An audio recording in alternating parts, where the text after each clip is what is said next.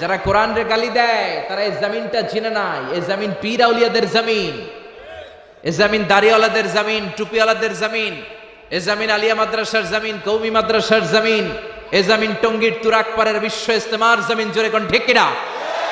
এদেশে আর কিছু থাকবে না থাক, আমার কোরআন থাকবেই।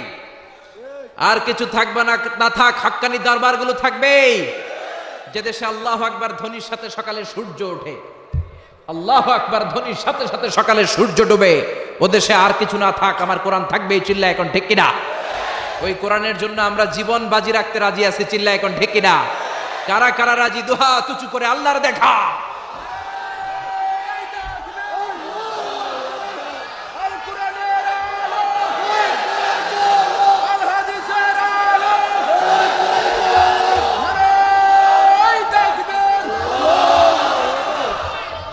আল্লাহ কোরআনের জন্য ভালোবাসাকে তুমি কবুল করে নাও। এই যে কোরআনের কথা শুনলে আমরা আবেগ আপ্লুত হয়ে যাই, এই দরদটাকে তুমি আমাদের নাজাতের ওসিলা বানাও। আরো জোরে পড়েন আমিন। এই সূরাটা আপনার চোখ খুলে দিবে। নাস্তিকদের জন্য আল্লাহ এই সূরাতে ডোজ দিয়েছে। নাস্তিকরা বলে আমরা স্রষ্টায় বিশ্বাস করি না, এর কারণ আনসিন ইজ নাথিং, যেটা দেখা যায় না ওইটা মানি না। নাস্তিকরা যে আল্লাহ তাআলাকে বিশ্বাস করে না, তাদের সবচেয়ে যুক্তি হচ্ছে আনসিন ইজ নাথিং, যেটা দেখা যায় না ওইটা বিশ্বাস করি না। তো নাস্তিককে জিজ্ঞেস করবেন, do you see the air in the atmosphere? এই যে বায়ুমণ্ডলে বাতাস, তুমি কি বাতাস দেখতে পাও?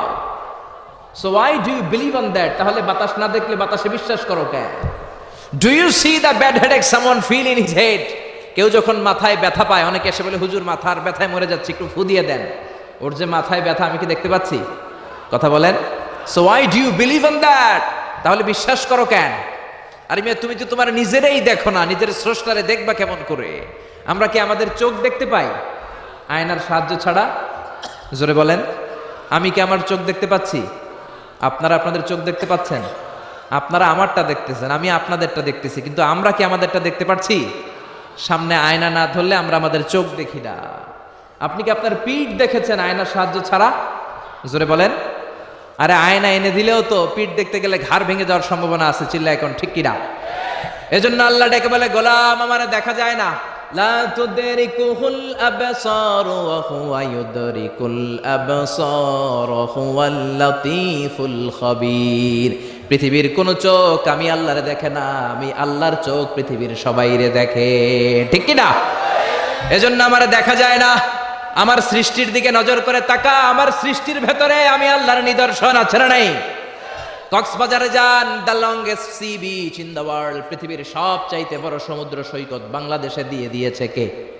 155 কিলোমিটার। এই সাগরের সামনে যখন দাঁড়াবেন, সাগরের ঢেউ তর্জন গর্জন যখন আপনার চোখে পড়বে, সাগরের দিকে তাকালে আপনি বুঝতে পারবেন এই সাগরেরও একজন স্রষ্টা মালিক আছে না নাই? পাহাড়ের দিকে নজর করলে বুঝবেন পাহাড়ের একজন স্রষ্টা আছে। মরুভূমির দিকে যদি তাকান আপনি বুঝতে পারবেন এই মরুভূমির একজন স্রষ্টা আছে। ঝর্ণার দিকে নজর করলে বুঝবেন এই ঝর্ণারও একজন মালিক আছে না নাই? ঝর্ণা ঝর্ণা ঝর্ণা রে, বলনা বলনা বলনা রে, কার বিরহে পাগল পাড়া তুই, কার মিলনে ফুল ফসলে ভরা রে তোর দুকুল ভুই, কার মিলনে ফুল ফসলে ভরা রে তোর দুকুল ভুই, ঝর্ণা ঝর্ণা ঝর্ণা রে, বলনা বলনা বলনা রে, কার বিরহে পাগল পাড়া তুই। পড়েন আল্লাহু আকবার। ঝর্ণার দিকে যদি তাকান অন্তরের চোখ নিয়ে, আপনার অন্তর আপনাকে সায় দিবে, বলে দিবে যে ঝর্ণা এমনি এমনি তৈরি হয় না, এই ঝর্ণারও একজন স্রষ্টা আছে না নাই? এজন্য নাস্তিকদের জন্য আল্লাহ এই সূরাতে ডোজ দিয়েছেন। কুফানগরীতে এক নাস্তিক ছিল, সে বলে আমি স্রষ্টাকে মানি না, যদি কেউ আমার সামনে এসে প্রমাণ করে দিতে পারে যে স্রষ্টা বলে একজন কেউ আছে আমি মেনে নিব। কুফার লোকেরা বলল, ইনদানা ইমাম ইসমুহু নু'মান ইবনে সাবিত, আমাদের একজন ইমাম আছে তার নাম নু'মান, উনি আমাদের ইমাম, আল ইমাম আল আযম আবু হানিফা। সুবহানাল্লাহ পড়বেন না? সবাই বলল তুমি নাস্তিক, তোমার ইমামে আযম আবু হানিফা নু'মান ইবনে সাবিত, উনি বুঝাইয়ে দিতে পারবে যে স্রষ্টা বলে একজন আছে। নাস্তিক বলে কই তোদের ইমাম, নিয়ে আয়। সময় দেয়া হলো জুমার নামাজের পরে দুপুর 2টায় কুফার একটা ময়দানে সাইয়েদনা ইমাম আবু হানিফা আর নাস্তিক একসাথে তর্ক করবে, ডিবেট করবে। সাইয়েদনা আবু হানিফা উনি আল্লাহর পক্ষে আর নাস্তিক আল্লাহর বিপক্ষে। তো যেদিন তর্কের ডেট করা হলো হাজার হাজার মানুষ এসেছে। ওই নাস্তিকও এসেছে, আসে নাই শুধু ইমাম আবু হানিফা। 2টার দিকে এসে সবাই বসে আছে, আসে না। 2:30 বাজে, আসে না। 3টা বাজে, আসে না। 3:30, আসে না। 4টার দিকে দৌড়ায় আসছে। নাস্তিক বলে, যেই লোকের সময় জ্ঞান নাই ওই লোকের সাথে কোনো তর্ক নাই। কথা শুনতেছেন? মনোযোগ আছে না গেছে? যার সময়ের জ্ঞান নাই তার সাথে তর্ক নাই। ইমাম আবু হানিফা বললেন, ইনদি উযর, আমার ওজর আছে, আই হ্যাভ এক্সকিউজ। কি এক্সকিউজ আছে? আবু হানিফা বলতে শুরু করলেন, আমি যখন ঘর থেকে বের হয়ে যাই আমার বাড়ির সামনে বিশাল একটা নদী পড়ে যায়, এই নদীটা পার হয়ে আসতে হয়। আজকে যে দেখি নদীর সামনে কোনো মানুষ নাই, কোনো নৌকা নাই, কেউ নাই। নদীর পাশেই বিশাল বড় একটা গাছ। হঠাৎ দেখলাম এমনি এমনি গাছটা কেটে 2 ভাগ হয়ে গেল। এমনি এমনি গাছ থেকে তক্তা বেরোয় জোড়া লেগে গেল। করাত ছাড়া, মিস্ত্রি ছাড়া কাঠগুলো অটোমেটিক্যালি লেগে লেগে নৌকা হয়ে গেল। মাঝি ছাড়া, লগি ছাড়া, বৈঠা ছাড়া এই নৌকাতে আমি উঠে বসলাম, নৌকা আমাকে নিয়ে টান দিয়ে সা করে নদীর উপার নিয়ে গেল। এই প্রসেসিংটা হতে আমার 2 ঘন্টা সময় লেগেছে। কয় ঘন্টা? নাস্তিক কয়, তবে ইমাম গাঞ্জা খাইছে, গাঞ্জা। তোদের ইমাম গাঁজা খেয়েছে অথবা গত রাতে ঘুমায় নাই। সাইয়েদনা ইমাম আবু হানিফা বললেন, এমন কথা বলেন কেন? নাস্তিক বলে, মানুষ ছাড়া, করাত ছাড়া, মিস্ত্রি ছাড়া গাছ এমনি এমনি 2 ভাগ হয়ে যায় নাকি? এমনি এমনি তক্তা জোড়া লেগে যায় নাকি? কাঠের পিসগুলো জোড়া লেগে লেগে নৌকা হয়ে যায় নাকি? মাঝি ছাড়া, লগি ছাড়া, বৈঠা ছাড়া নদীর এপার থেকে নৌকা কাউকে নিয়ে ওপারে চলে যায় নাকি? ইমাম আবু হানিফা বললেন, now you are on the right track. এই তো আপনি লাইনে চলে আসছেন, এখন আপনারা বোঝানো সহজ হবে আমার। সাইয়েদনা ইমাম আবু হানিফা বললেন, বুঝলাম, এমনি এমনি কিছু হয় না, এমনি এমনি তক্তা হয় না, এমনি এমনি নৌকা হয় না, এমনি এমনি মাঝি ছাড়া নৌকা চলে না। তাহলে আকাশটা কেমন করে এমনি এমনি হলো? জমিনটা কেমন করে এমনি এমনি হলো? মহাশূন্য কেমন করে এমনি এমনি হলো? নভমণ্ডল ভূমণ্ডল কেমন করে এমনি এমনি হলো? কার ইশারায় সাগর বয়ে যায়, কার ইশারায় ঝর্ণা চলে? চিল্লা এখন সুবহানাল্লাহ। নাস্তিক বলে, তাই তো, এইভাবে তো আমি ভেবে দেখি নাই, আসলেই তো আমি একটা উল্লুক্কা পাঠা, আমি তো চিন্তা করি না এইভাবে। নাস্তিক বলে, ও ইমাম, আপনি আমার ঘুমন্ত বিবেককে জাগিয়ে দিয়েছেন, আমার চোখ আপনি খুলে দিয়েছেন, আর দেরি করার দরকার নাই। আপনি আমারে পড়িয়ে দেন, লা ইলাহা ইল্লাল্লাহু মুহাম্মাদুর রাসূলুল্লাহ সাল্লাল্লাহু। এজন্য সূরার ভিতরে নাস্তিকদের জন্য কিছু মেডিসিন দিয়েছে কে? আরো জোরে সবাই বলেন, কে? সূরার নাম আরো জোরে সবাই বলেন না, কি নাম? সূরা মুলক। মুলক মানে ক্ষমতা। মুলক মানে কি? মুলক মানে পাওয়ার, মুলক মানে অথরিটি, মুলক মানে সভরেন্টি। আল্লাহ শুরু করলেন, তাবারাকাল্লাযী বিয়াদিহিল মুলকু ওয়া হুয়া আলা কুল্লি শাইইন কাদির। সুমহান সেই সত্তা যার হাতে ক্ষমতা, আর তিনি পৃথিবীর সব কিছু করার ব্যাপারে সক্ষমতা রাখেন। সুবহানাল্লাহ। আল্লাহ শুরু করলেন তাবারাকা দিয়ে, তাবারাকাল্লাযী বিয়াদিহিল মুলক। সুমহান সেই সত্তা যার হাতে ক্ষমতা। ক্ষমতা কার হাতে? সবাই বলেন, কার হাতে? নাকি আপনাদের হাতে? আপনারা তো বলেন ক্ষমতা আপনাদের হাতে, বলেন না? জনগণ সকল ক্ষমতার উৎস, বলেন না? এটা রাষ্ট্রীয় কুফরি। রাষ্ট্র থেকেও কিছু কুফরি আমাদেরকে শেখানো হয়। এজন্য রাষ্ট্রের সব সিগন্যাল মেনে নেওয়া যাবে না। চিল্লা এখন ঠিক কিনা? জনগণ সকল ক্ষমতার উৎস নয়। সকল ক্ষমতার উৎস হচ্ছে একজন, তিনি কে? একটু খেয়াল করে বুঝে উত্তর দেন। কেমন করে আপনি ক্ষমতার উৎস হন? আপনার যখন পেটে ব্যথা হয় আপনি বিছানায় গড়াগড়ি খান কি খান না? ডায়রিয়া হলে চিল্লাচিল্লি করেন কি করেন না? তো আপনি না ক্ষমতার উৎস, আপনি চিল্লাচিল্লি করেন কেন? 3 বার ডায়রিয়ার কারণে টয়লেটে গেলে 4র্থবার আর চেহারার দিকে তাকানো যায় না। 5 বার বাথরুমে গেলে বাইরে একা আই আর হাইতান্ন আই মরি যাইও। তো হাইতান্ন কিল্লাই? আপনার ক্ষমতার মালিক। ডায়রিয়া হলে আপনি টয়লেট থেকে বের হয়ে বলবেন, আমি ক্ষমতার মালিক, এই জন্য আমার ডায়রিয়া হয়েছে। আসলে আমরা ক্ষমতার মালিক নই। ক্ষমতার মালিক একজন, তিনি কে? আমরা হলাম সবাই দুর্বল। ওয়া খুলিকাল ইনসানু দাঈফা। আমাদেরকে দুর্বল বানিয়ে আল্লাহ তৈরি করেছেন। শুধু আমরাই দুর্বল নই, আমরা দুর্বলের ঘরের দুর্বল। আমরা দুর্বল, আমাদের বাবাও দুর্বল, দাদাও দুর্বল। তার মানে দুর্বলের ঘরের, দুর্বলের ঘরের আমরা তো দুর্বল। রিকশার টায়ার পাংচার হলে আমরা বাজারে লাভ দিয়ে উঠি, লাভ দেন না? আমি কত লাভ দিছি, আমি তো এক জেলা থেকে আরেক জেলায় তাফসীর প্রোগ্রামের কারণে যাওয়া লাগে, তো মাঝ রাতে মাঝে মাঝে ট্রাকের চাকা টায়ার পাংচার হয়ে যায়, তো লাভ দিয়ে উঠি। রিকশাওয়ালারে বলি কিরে, ড্রাইভারে বলি কিরে কিসের আওয়াজ, বলে হুজুর ট্রাকের টায়ার পাংচার হয়ে গেছে, লাভ দিয়ে উঠি। কোনো ক্ষমতা নাই। পিছন থেকে কেউ যদি বলে হুজুর মাহফিলের প্যান্ডেলে সাপ, ফস, খুঁজে পাওয়া যাবে? আপনারা থাকলে আমি দৌড় দুমে এসি বাদিয়া, চাচা আপন প্রাণ বাসা। 3-4টা ভাউয়া ব্যাং যদি কেউ ছেড়ে দেয়, এখানে একটা ওইদিকে একটা ওইদিকে একটা, ব্যাং আর কি লাভ দিবে? তার সে 3 ডবল লাভ দিয়ে আপনারা পালাবেন, ঠিক কিনা? তাহলে আসলে আমাদের কোনো ক্ষমতা নাই, ক্ষমতার মালিক হলো একজন, তিনি কে? এজন্য রব্বুল আলামিন বলেন তাবারাকাল্লাযী বিয়াদিহিল মুলকু ওয়া হুয়া আলা কুল্লি শাইইন কাদির। সুমহান সেই সত্তা যার হাতে ক্ষমতা, ক্ষমতা কার হাতে? আমাদের কোনো ক্ষমতা নাই, আমরা নকল ক্ষমতার মালিক, আসল ক্ষমতার মালিক একজন, তিনি কে? আমাদের যে ক্ষমতা নাই, এটা ভূমিকম্প হলে টের পাওয়া যায়। রাত 3টার দিকে যখন ভূমিকম্প হয়, সব লোক বিল্ডিং থুয়ে দেয় দৌড়, ভাড়াটিয়াও দৌড়, বাড়িওয়ালাও দৌড়। কসবা এলাকার বাড়িওয়ালারা মনে হয় দৌড় দেয় না, কথা বলেন? ভাড়াটিয়াও দৌড় দেয়, বাড়িওয়ালাও দৌড় দেয়, চিল্লায় বলেন ঠিক কিনা? রাত 3টায় যখন ভূমিকম্প হয়, পুলিশের প্রধানও দৌড় দেয়, বাস্তবে তো র্যাবের প্রধানও দৌড় দেয়, প্রেসিডেন্টও দৌড় দেয়, শুধু প্রধানমন্ত্রী দৌড় দেয় না, দেয়। আমি কই নাই কিন্তু, আপনারা কইছেন।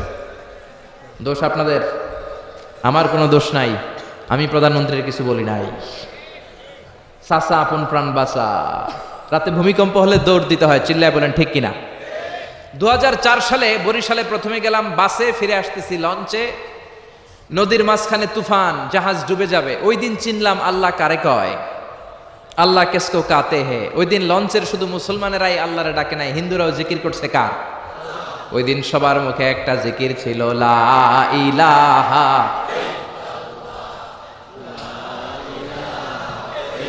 লা ইলাহা ইল্লাল্লাহু মুহাম্মাদুর রাসূলুল্লাহ। লঞ্চের সবাই সেদিন চিৎকার দিয়ে বলছে বাঁচাও। আমি বললাম কে বাঁচাবে? কই হুজুর আপনি বাঁচাবেন। তো তাহলে আমারে বাঁচাইবো কে? কই হুজুর আপনারে বাঁচাইবো আল্লাহ। আসলে বিপদে পড়লে বোঝা যায় আমাদের কোনো ক্ষমতা নাই, ক্ষমতার মালিক হচ্ছেন একজন, তিনি কে?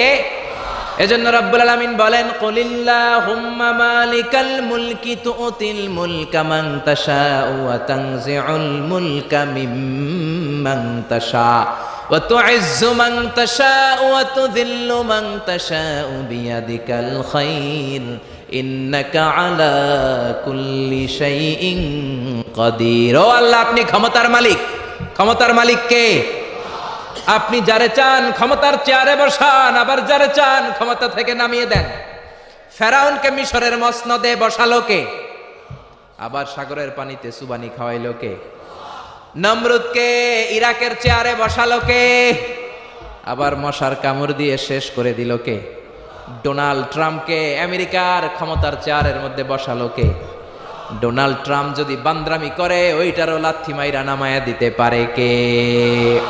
এজন্য আল্লাহ বললেন তাবারাকাল্লাযী বিয়াদিহিল মুলকু ওয়া হুয়া আলা কুল্লি শাইইন কাদির। সুমহান সেই সত্তা যার হাতে ক্ষমতা, সব ক্ষমতা কার হাতে? জোরে বলেন না, কার হাতে? এই পৃথিবীতে অনেক দেশের প্রধানমন্ত্রী কিংবা প্রেসিডেন্ট ক্ষমতার চেয়ারে 5 বছরের মেয়াদে বসে, জানেন? জানেন না? না, কোন দেশে 5 বছরের মেয়াদে, কোন দেশে 10 বছরের মেয়াদে। তো আমার আল্লাহ ক্ষমতার চেয়ারে বসছে কয় বছরের মেয়াদে? কথা বলেন। 20 বছর, 50 বছর, 100, 200, এর চেয়ে বেশি? উনার ক্ষমতার নির্দিষ্ট মেয়াদ নাই, উনার আজীবন মেয়াদ। সুবহানাল্লাহ কইবেন না? হুয়াল আউয়ালু ওয়াল আখিরু ওয়াল যাহিরু ওয়াল বাতিন ওয়া হুয়া বিকুল্লি শাইইন আলিম। আল্লাহ বললেন আমি প্রথম, আমি শেষ, আমি প্রকাশ্য, আমি গোপন। অনাদিকাল থেকে আমি আল্লাহ ক্ষমতার চেয়ারে বসা, অনন্তকাল পর্যন্ত থাকবো, ঠিক কিনা? 5 বছর 10 বছরের মেয়াদে আল্লাহ ক্ষমতার চেয়ারে বসে নাই, আল্লাহর ক্ষমতার মেয়াদ হচ্ছে আজীবন মেয়াদ। চিল্লায় বলেন ঠিক কিনা? বুঝে শুনে উত্তর দিবেন। পৃথিবীর অনেক দেশে ক্ষমতায় যেতে হলে ডেমোক্রেটিক সিস্টেমে ক্ষমতায় যেতে হয়, মানে ভোটে জিতে। তো আল্লাহ তো ভোটে জিতে ক্ষমতায় আসছে, তাই না? ভোট ছাড়া, হ্যাঁ, এমনি এমনি চলে আসছে। আবার পৃথিবীর অনেক দেশে ডিকটেটরশিপ সিস্টেমে, মানে স্বৈরাচারী পদ্ধতিতে, জোর যার মুল্লুক তার, ওই সিস্টেমে ক্ষমতায় বসে। আল্লাহ তো এই সিস্টেমে আসছে না। আচ্ছা, আবার অনেক দেশে আছে মোনার্কি সিস্টেম, রাজতন্ত্র, বাবা রাজা, তার ছেলেও রাজা। তো আল্লাহর বাবা ছিল রাজা, এই জন্য আল্লাহও রাজা। বিষয়টা কেমন? আল্লাহ বললেন, খবরদার, আমার ক্ষমতার সাথে তোদের ক্ষমতা মিলাবি না। কুল হুয়াল্লাহু আহাদ আল্লাহুস সামাদ লাম ইয়ালিদ ওয়া লাম ইউলাদ ওয়া লাম ইয়াকুল লাহু কুফুয়ান আহাদ। লাম ইয়ালিদ ওয়া লাম ইউলাদ, আমি কাউরে জন্ম দেই নাই, আবার আমি কারো কাছ থেকে জন্ম নেই নাই, উত্তরাধিকার সূত্রে কারো কাছ থেকে ক্ষমতা পাই নাই। বিশ্বের শুরুতে, মহাবিশ্বের শুরু থেকে যে ক্ষমতার চেয়ারে আমি আল্লাহ বসে আছি, আমি আল্লাহ এই ক্ষমতার চেয়ারে শেষ পর্যন্ত থাকবো। চিল্লায় বলেন ঠিক কিনা? আমাদের ক্ষমতার সাথে ওনার ক্ষমতার কোনো মিল নাই। আবার পৃথিবীর অনেক দেশে দেখবেন ক্ষমতায় যেতে হলে কোয়ালিশন করা লাগে। বাংলাদেশে এটারে বলে জোট করা লাগে। কি করা লাগে? জোটের রাজনীতি বাংলাদেশে আছে না নাই? কথা বলেন, কথা কয় না, মনে কিছু বুঝেই না। জোটের রাজনীতি আছে না নাই? জোট যার বেশি ক্ষমতা তার বেশি, ঠিক কিনা? প্রথমে শুরু হইলো 4 দলীয় জোট, তারপর 14 দলীয়, তারপর 18 দলীয়, এরপর 20 দলীয়, এরপর মহাজোট, এবার হবে মহাজোট। তো আল্লাহ তো জোট করে ক্ষমতায় আসছে। আল্লাহর জোট করা লাগছে, কোয়ালিশন করা লাগছে। আল্লাহ বললেন, খবরদার, ওয়ালাম ইয়াকুল্লাহু শারীকুম ফিল মুলকি ওয়া কাব্বিরহু তাকবীরা। আমার ক্ষমতায় কোনো অংশীদার দল নাই, আমার ক্ষমতার মধ্যে কোনো শরিক দল নাই, আমার কোনো জোট নাই, আমার কোনো কোয়ালিশন নাই। আমি একাই ক্ষমতার মালিক, আমার ক্ষমতায় ভাগ বসানোর মতো কেউ নাই। জোরে কোন ঠিক কিনা? আবার দেখবেন পৃথিবীর অনেক দেশে আন্দোলনের মাধ্যমে ক্ষমতার চেয়ার থেকে নামানো যায়। যিনি প্রেসিডেন্ট, একটা আন্দোলন করলে ক্ষমতা থেকে নামানো যায়, এরকম আছে না নাই? গণ অভ্যুত্থান করতে পারলে, আন্দোলন করতে পারলে ক্ষমতা থেকে নেমে যায়। আমি যখন মিশরে পড়াশোনা করি, মিশরের প্রেসিডেন্ট ছিল হোসনি মুবারক। মিশরে একটা আন্দোলন হলো, ওই আন্দোলনের ঠেলায় হোসনি মুবারক ক্ষমতা ছেড়ে দিতে বাধ্য হলো। তো আমরাও যদি পৃথিবীর সবাই মিলে আল্লাহর বিরুদ্ধে আন্দোলন করি, আল্লাহ ক্ষমতা ছেড়ে দিতে বাধ্য। বুঝে শুনে উত্তর দিয়েন। পৃথিবীর সবাই মিলে চাইলেও আল্লাহ ক্ষমতা থেকে নামবে না। আচ্ছা, যত জিন আছে মহাবিশ্বে, সব জিনারা যদি বলে আমরাও একাত্মতা ঘোষণা করলাম, আমরাও আল্লাহরে মানি না, মানুষ জিন ভাই ভাই, আল্লাহর আর রক্ষা নাই, তাইলে তো আল্লাহ ক্ষমতা ছেড়ে দিবে, তাই না? ছেড়ে দিবে। আবার ফেরেশতারাও যদি বলে আমরাও মানি না, মানুষ জিন ফেরেশতা 3 দলীয় জোট। কয় দলীয়? কথা বলেন। মানুষ জিন ফেরেশতা 3 দলীয় জোট করে যদি আল্লাহর ব্যাপারে বিদ্রোহ করি, তাহলে আল্লাহর ক্ষমতা শেষ নাকি? আল্লাহর ক্ষমতা শেষ। আল্লাহ বললেন, ওয়া আন্নাকুম গায়রু মুআজিজিল্লাহ।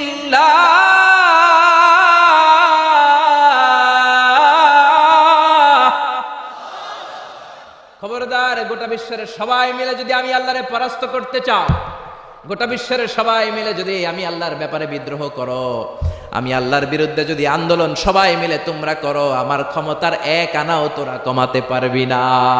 সুবহানাল্লাহ। তার মানে আমাদের ক্ষমতার সাথে আল্লাহর ক্ষমতার কোনো মিল নাই। চিল্লায় বলেন ঠিক কিনা? আবার বুঝে শুনে উত্তর দেন। অনেক দেশে দেখবেন রাজার বয়স এত হয়েছে, বয়সের ভারে নুজ্জ হয়ে 70-80-তে পৌঁছে গেছে, কয় আই আর হাইতান ন, আমি অবসরে যাব, সেলফ রিটায়ারমেন্ট, স্বেচ্ছায় অবসরে যাব। এরকম হয় না? অনেক রাজা, সুলতান, প্রেসিডেন্ট স্বেচ্ছায় অবসরে চলে যায়। তো আল্লাহরও তো অনেক বয়স হয়েছে, এখন আল্লাহর অবসরে যাওয়ার সময় এসেছে। বয়স হয় নাই, এত বছর উনি ক্ষমতা চালায়, এখনো বয়স হয় নাই। উনি ক্লান্ত হয় না? ওনার ঘুমে ধরে না? আল্লাহ বললেন, খবরদার, লা তাখুযুহু সিনাতুন ওয়ালা নাওম। আমার ঘুম নাই, আমার কোনো নিদ্রা নাই, আমার কোনো তন্দ্রা নাই, আমার কোনো ঝিমুনি নাই। ওয়ালা ইয়াউদুহু হিফযুহুমা ওয়া হুয়াল আলিয়ুল আযীম। এই পুরো মহাবিশ্বটা পরিচালনা করতে যে আমি আল্লাহ ক্লান্ত হই না, আমি আল্লাহর তন্দ্রা আসে না, আমি আল্লাহর ঝিমুনি আসে না, আমি আল্লাহর ঘুম আসে না। আমি আল্লাহ একাই মহাবিশ্বের সব ক্ষমতার মালিক, ঠিক কিনা? এজন্য আল্লাহ বললেন, তাবারাকাল্লাযী বিয়াদিহিল মুলকু ওয়া হুয়া আলা কুল্লি শাইইন কাদির। মহান সেই সত্তা যার হাতে ক্ষমতা। ক্ষমতা কার হাতে? সবাই বলেন না, ক্ষমতা কার হাতে? নাকি আপনাদের হাতে?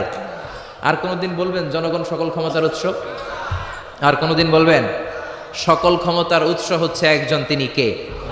আওয়াজ করে বলতে হবে তিনি কে? আমরা বললাম আল্লাহ। বুঝলাম আপনি ক্ষমতার মালিক, আর কিসের মালিক বলেন? আল্লাহ বললেন আল্লাযী খালাকাল মাউতা ওয়াল হায়াতা লিয়াবলুয়াকুম আইয়ুকুম আহসানু আমালা ওয়া হুয়াল আজিজুল গফুর। আমি শুধু ক্ষমতারই মালিক নই, আমি এমন আল্লাহ যে আল্লাহ জীবন তৈরি করলাম, যে আল্লাহ মরণ তৈরি করলাম। আমি জীবনেরও মালিক, মরণেরও মালিক। আমাদেরকে জীবন দিয়েছে কে? মরণ দিয়েছে কে? আমাদের প্রাণ ভিক্ষা দিতে পারে কে? নাকি আপনাদের রাষ্ট্রপতি? আপনাকে রাষ্ট্রপতি তো নাকি প্রাণ ভিক্ষা দেয়, দেয় না? আরে রাষ্ট্রপতিরও তো প্রাণ ভিক্ষা দিবে আল্লাহ, চিল্লায় বলেন ঠিক কিনা? আল্লাহ বললেন আমি এমন আল্লাহ আল্লাযী খালাকাল মাউতা ওয়াল হায়াতা লিয়াবলুয়াকুম আইয়ুকুম আহসানু আমালা। তোমরা কে কেমন আমল করো এটা দেখার জন্য আমি জীবন বানালাম, মরণ বানালাম, আর জীবন মরণের মাঝখানে তৈরি করলাম রূহ। রূহ তৈরি করলাম। কি তৈরি করলাম? রূহ মানুষ তৈরি করতে পারে না, রূহ তৈরি করতে পারে একজন, তিনি কে? মানুষ কম্পিউটার তৈরি করতে পারে, প্লেন বানাতে পারে, রকেট বানাতে পারে, রোবট বানাতে পারে, সুফিয়া খালারে বানাতে পারে, কিন্তু রূহ বানাতে পারে না। সুফিয়া খালারে চিনেন? আপনারাও চিনেন? আহা, মেয়েদের মতো লিপস্টিক দেয়া হয়েছে ওর ঠোঁটে, মেয়ের আকৃতি দেয়া হয়েছে, অবয়ব দেয়া হয়েছে। সুফিয়া রোবটটাকে দেখে আমার প্রতিবন্ধী মনে হলো। এমনে তাকায়, এমনে করে, এমনে করে, এমনে করে, আর ভেতরে সফটওয়্যারে সব সেট করে দেয়া, যেটা রিমোট কন্ট্রোলে চাপে ওই অনুযায়ী বলে। চিল্লায় বলেন ঠিক কিনা? যারা এই সুফিয়াকে বানিয়েছে, কিয়ামতের দিন আল্লাহ বলবে এই সুফিয়ার ভেতরে রূহ দে। এই সুফিয়ার ভেতরে রূহ দে। যারা এই সুফিয়া নিয়ে পৃষ্ঠপোষকতা করেছে, বিদেশ থেকে দেশে এনেছে, সবাইকেই আল্লাহর সেদিন বিচারের ট্রাইব্যুনালের, সুপ্রিম কোর্টের কারাগারে কাঠগড়ায় আসামি হয়ে দাঁড়াতে হবে। চিল্লায় বলেন ঠিক কিনা? এজন্য আল্লাহ ডেকে বললেন গোলাম, আমি জীবন বানালাম, মরণ বানালাম, জীবন মরণের মাঝখানে বানালাম রুহু। এই রুহু থাকলে তুমি জিন্দা, রুহুটা না থাকলে তুমি হয়ে যাও মুর্দা। এই যে মিজানুর রহমান আজারি কথা বলতেছে, হাসে, হাত নাড়ে, কথা বলে, কারণ রুহু আছে। এই রুহুটা বের হয়ে গেলে লাশ হয়ে পড়ে যেতে হবে। চিল্লায় বলেন ঠিক কিনা? মক্কার কাফিরেরা বলল আব্দুল্লাহর বেটা মুহাম্মদ, রুহু কাকে বলে আমাদের বলো। রুহু দেখতে কেমন? কেমন করে দেহের মধ্যে রুহু ঢুকে, কেমন করে রুহুটা দেহ থেকে উড়াল দেয়, এই রুহুর ব্যাপারে তথ্য দিতে পারলে কালিমা পড়ে সবাই মুসলমান হয়ে যাব। আপনারা রুহু দেখছেন কেউ?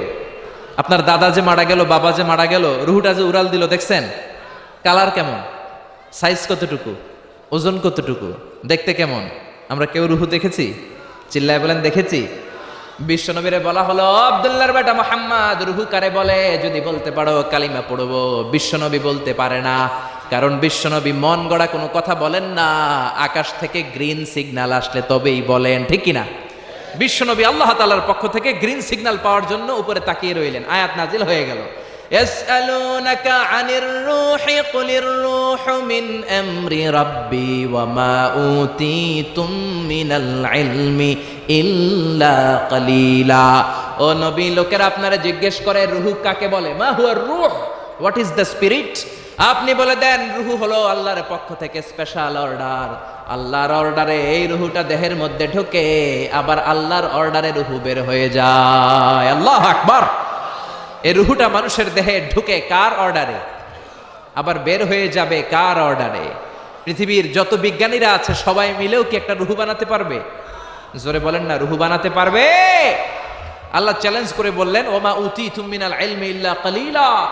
তোমাদেরকে একেবারে যত সামান্য কিঞ্চিত জ্ঞান দিয়ে আমি তৈরি করেছি, তোমাদের এই লিমিটেড জ্ঞান দিয়ে রূহ বানানো যাবে? ইউনাইটেড স্টেটস অফ আমেরিকা একজন মেডিকেল সায়েন্টিস্ট এই চ্যালেঞ্জ গ্রহণ করলো। সে চ্যালেঞ্জ গ্রহণ করে বলল, আমি রুহু বের করে ছাড়বো। কি বের করব? রুহু। আমেরিকার ওই মেডিকেল সায়েন্টিস্ট সে চ্যালেঞ্জ করে বলল, আমি রুহু বানাবো। কি বানাবো? উত্তর দিতে হবে কিন্তু। কি বানাবো?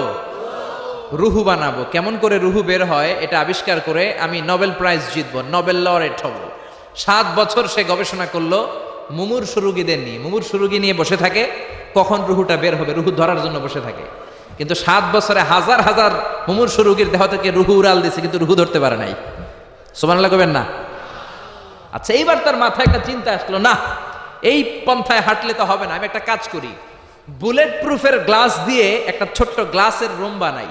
ওই গ্লাসের ভেতরে মুমূর্ষু রোগী ঢুকাইয়া দিব। বুলেট প্রুফ চিনেন তো, মানে গুলি মারলেও গুলি ঢুকবে না। আমাদের মাননীয় প্রধানমন্ত্রী, রাষ্ট্রপতি মহোদয়, ওনারা যে গাড়িগুলো চালায় এগুলো কিন্তু বুলেট প্রুফ, জানেন? গুলি মারলে গুলি ঢুকে না। তো উনি বুলেট প্রুফ গ্লাস দিয়ে, টেম্পার্ড গ্লাস দিয়ে ছোট্ট একটা রুম বানালেন, কাচের গ্লাস। উনি মনে মনে ভাবলেন, মুমূর্ষু রোগী যদি এই কাচের গ্লাসের ভেতরে ঢুকাই, যেহেতু বুলেট প্রুফ, কিছু ঢুকেও না, বাইরে হয় না, রুহু বাইরেবো কেমনে দেখি। তো কাচের গ্লাস বানিয়ে তার টিমের সবাইকে বলল, আইসিইউ থেকে একটা মুমূর্ষু রোগীকে ধরে আনো, আজকে আমি রুহু ধরে ছাড়ুন।